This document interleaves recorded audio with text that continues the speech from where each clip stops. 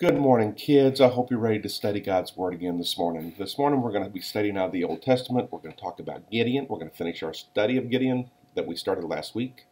Remember how the Israelite people had started disobeying God, and God had sent the Midianite people to punish the Israelite people. But they finally started praying to God again, and they started asking for help, and God answered their prayers. So he appeared to Gideon, and he told Gideon that he wanted Gideon to lead an army against the Midianites. But Gideon wasn't sure this was God, and he wanted to make sure, so he asked for a sign. He asked God that if he put a fleece, a piece of wool out in the field, the next morning the fleece would be wet and the ground would be dry. Then he would know it was God, and that's exactly what happened. The fleece was wet and the ground was dry. But Gideon still wasn't sure, so he said, hey, God, I want to put the fleece back out there, but this time I want the fleece to be dry and the ground to be wet. And the next morning it was. So Gideon checked it, and he was sure it was God, so he gathered up an army. And he's probably feeling pretty good about himself because he got a lot of men, and he also had God's promise to help him fight and win this battle. But this wasn't what God had in mind. He told Gideon, he said, Gideon, you got too many men. If you beat the Midianite people now, you'll think you did it on your own, and you'll think you didn't have to have God's help. So I want you to make the army smaller. And so God told Gideon, he said, go out to the army and tell everyone, he said, anyone who's afraid may go home now. Did you know that 22,000 men left? That's a lot of men. More than half the army went home. Only around 10,000 stayed. Well, Gideon still felt pretty good. I mean, they had 10,000 men, right? Well, not for long. The Lord told Gideon, he says, you still got too many men. So he said, listen, when they go down to the water to get a drink, I want you to look at the way they drink their water. I want you to see whether they drink their water like a dog, which means they lay on their belly and lap the water with their tongue, or if they kneel on their knees and drink the water from their hand.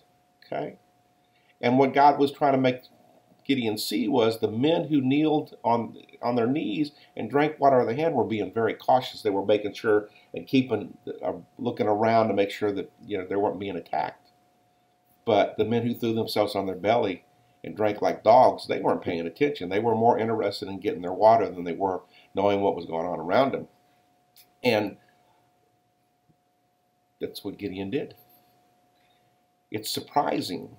Out of the 10,000 men he had, only 300 men got on their knees and drank the water from their hands. All the rest looked silly because they dropped on their belly and drank the water like dogs. You want to do that? Lay on your belly and act like you're drinking like a dog, and then get on your knees and take your hand and go. That's what those men did. They laid on their belly, most of them. Only 300 drank like this. The rest laid on their belly and drank like dogs. So God said, take these 300 and fight the Midianite army. And everybody else goes home. This way, if the Israelite people win, they'll know that it was God that controlled it. They'll know that God was in charge because there's only 300 men. Okay? Gideon didn't know how God was going to help him win. There were so many Midianite people against the 300, so he was worried, and he didn't get any sleep. So God decided to make Gideon feel better. During the night, the Lord spoke to Gideon and says, if you're still afraid that I'm going to help, whether I'm not that's a hard sentence. If you're still afraid that I'm not going to help you win, go down the valley with your servant Purah where the Midianites are staying and listen to what they're saying. You're going to feel better. Guess what Gideon did? He still was afraid, but he snuck Purah and went down to the Midianite camp. Just as he arrived, he heard one of the Midianite people talking, one of the soldiers talking to a friend. He said, hey, I had a dream last night that a round loaf of bread came rolling into our camp. It came so fast that it ran right over one of our tents and made it fall over. And his friend said, this must mean the sword of Gideon and that God will help him defeat the Midianites. So this was a sign. This Midianite soldier had a dream about a big loaf of bread that ran over the camp. And then the other soldier thought, that must mean that Gideon's going to win. Well, as soon as Gideon heard that, he worshiped God And he ran back to the camp. He said, "Get up, the Lord is going to give us the Midianite camp." And he divided his men into 3 groups. And he gave them all trumpets and empty jars with torches inside. So they got a trumpet and they got a jar with a torch, a fire light on a stick inside. And they surrounded the camp in 3 groups. Remember, they were up high looking down. And when Gideon started to blow his trumpet, everybody started blowing their trumpet. And they started yelling, "For the Lord and for Gideon." Then they broke the jars they were carrying, holding the torches with one hand and the trumpet in the other. And they were yelling, "A sword for the Lord and for Gideon." They were blowing their trumpets. They held their torches up high. And when the Midianite people heard that, when the Midianite soldiers heard that, they started yelling and running around. And then all the trumpets started again. And the Lord caused the Midianites to start freaking out. And they started running around with each other and hit each other with their swords. And the rest that got away were captured by the men of Ephraim, by the Jordan, because Gideon had sent messengers ahead to let them know they were coming. That day, God saved Gideon and defeated the Midianite people.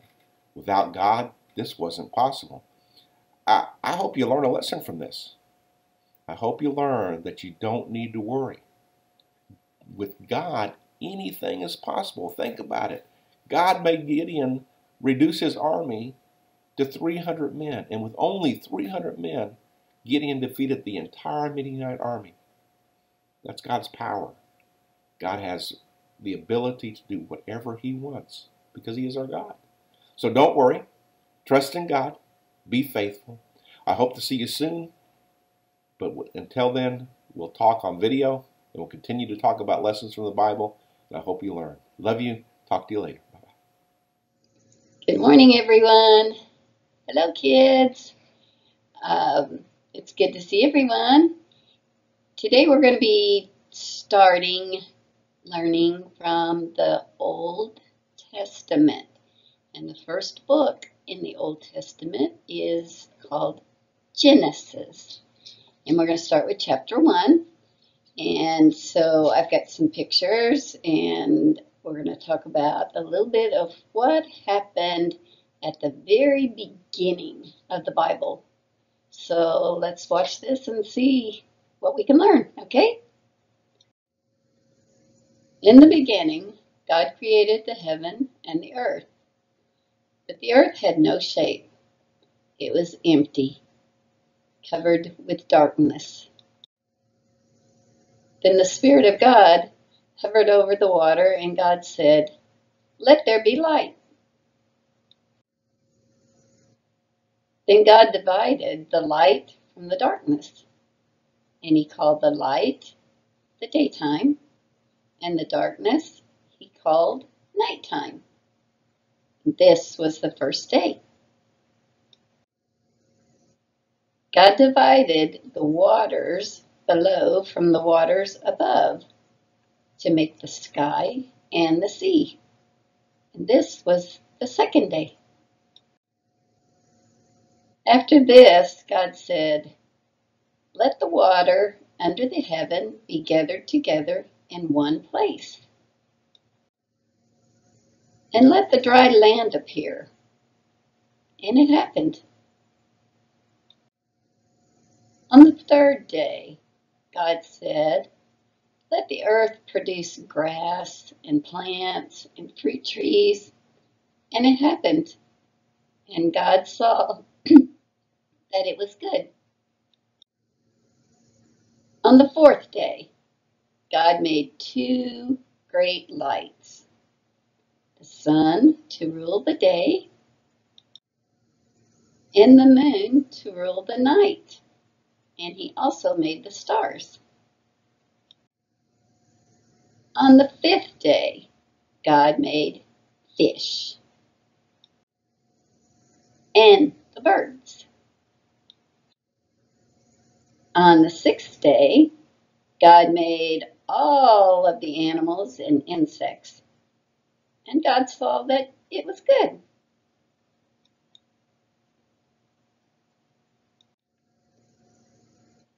Also on the 6th day, God created man. On the last day, the 7th day, God rested and he saw that all he had created was good. Okay, kids, that was the first chapter in the book of Genesis, and it talked about how God created everything on earth. And I have a song that goes along with that, and I know many of you out there know this song. So if you remember it, you can sing along with me, okay? And it goes like this. Day one, God made light when there was none. Day one, God made light when there was none. Day two, God made skies and seas of blue. Day two, God made skies and seas of blue. Day three, God made grass and flowers and trees. Day three, God made grass and flowers and trees. Day four, God made sun and moon and stars galore. Day four, God made sun and moon and stars galore. Day five, God made birds and fish alive. Day five, God made birds and fish alive. Sixth day, God made animals and man that day. Sixth day, God made animals and man that day. Day seven, God is resting in his heaven. Day seven, God is resting in his heaven. All right. I hope you remember that song and was able to sing it with me. And we will continue learning some more about the Old Testament. And so I will be talking with you soon. And I miss you guys. I love you. And I'll see you later. Bye-bye. Good morning! I'll explain the hat in a minute, but before I do, let's sing a song. I'm happy today, oh yes, I'm happy today in Jesus Christ. I'm happy today because he's taken all my sins away, and that's why I'm happy today. I'm singing today, oh yes, I'm singing today in Jesus Christ. I'm singing today because he's taken all my sins away, and that's why I'm singing today. I'm praying today, oh yes, I'm praying today in Jesus Christ. I'm praying today because he's taken all my sins away, and that's why I'm praying today. Hi! Okay, so I'm wearing a weird hat. This is the hat that I wear when I'm going to be outside for a really long time and I don't want my ears to get sunburned. It's a hat that can get wet. It's a hat that can get really sweaty, and it has a thing on it to keep it on my head if it's really windy outside or if I'm going to be doing something dangerous. Now, if I were going to go, let's say, on a hike in the summer, this would be the kind of hat that I would take, right? So, like, this is a good hiking hat if I'm going to go and wander around hither and yon with my family if we were going to go for a hike. Have you been on a hike? Yeah? Well, so when you're going to go on a hike, if you're not familiar with the area, it's really good if you have something that can show you where you are and where you need to go. Can you guys think of something that could help us do that? Okay, so if you have a map, that can help you, and if you have GPS, right, then it can help you. So if you don't know what GPS is, it's like, do your parents have a phone and like they can go like on an app and it shows like a blue dot for where your parents are, right, wherever the phone is, and then you can like, you know, it shows like on Google on Google Maps and it shows where you are, and then it can show you like the different street names and stuff. Yeah. So if you have a map, right? And if there's a little blue dot, and if you can, on your phone, on your parents' phone, if you can extend it or not, you can see where you need to go, that would help you, right? If you had a compass, a guide, that would help you. Well, so when we go about our lives as Christians, what map do we have that's going to help us get to heaven? Our Bible, right? That's right. So this is our map. This is our guide. This is what's going to help us. But the cool thing is, just like with your GPS on your mom and dad's phones, or with Siri, or whatever, if you have like the voice commands, when it says turn right here, turn left here, pull a U-turn, do a U-turn. Like, does that ever happen? Do you ever hear that sometimes? And then your parents might get mad at the phone and then tell it to stop talking to them. Yeah, that happens sometimes here too. Anyway, so when you have that voice, guess what that voice is kind of like? Jesus. And so we're going to learn about that because this is involving our next I am statement. So we're going to get our Bible and we're going to open it in the middle, and then we're going to open it in the middle again towards the back, and we're going to be in the book of John, and we need John chapter 14. So in this book of John, which is the last of which group of 4 books? The Gospels. And what testament are they in? The New Testament. So they're in the New Testament. And so here we are. So Jesus is talking to his disciples. Remember, like the special group of people who were his friends? And he's talking to them and he's telling him things, and he's trying to hint that he's about to die and that he's going to be resurrected, but they don't really understand what he's talking about. They just don't get it. And so here we are. You ready? So in chapter 14, verse 4, Jesus is talking to his disciples, and he says, the way to the place where I am going. And he's talking about heaven, okay? And so then Thomas says, Lord, we don't know where you're going, so how can we know the way? And Jesus answered in verse 6, I am the way and the truth and the life. No one comes to the Father except through me. So Jesus is the way. And what's really cool is that Jesus is not just a map that you have to figure out how to read. Jesus almost gives us the turn-by-turn directions, and he tells us the things that we need to do. Okay? And so Jesus is the way that we're going to get to heaven. Jesus is the truth. He doesn't lie. He's not crazy just making stuff up. What Jesus says is the truth, because Jesus is God. Jesus is truth, and the Bible are the words of God. So the Bible tells us that Jesus is God's son, and so we believe that because it's the truth. And when Jesus says that he's going to heaven and that he's going to make a place for us so that we can join him one day, we believe that, right?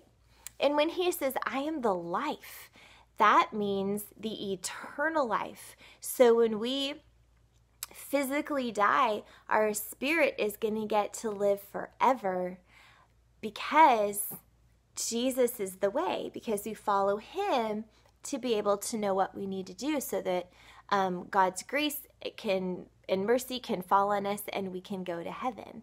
Okay? So Jesus says, I am the way, the truth, and the life.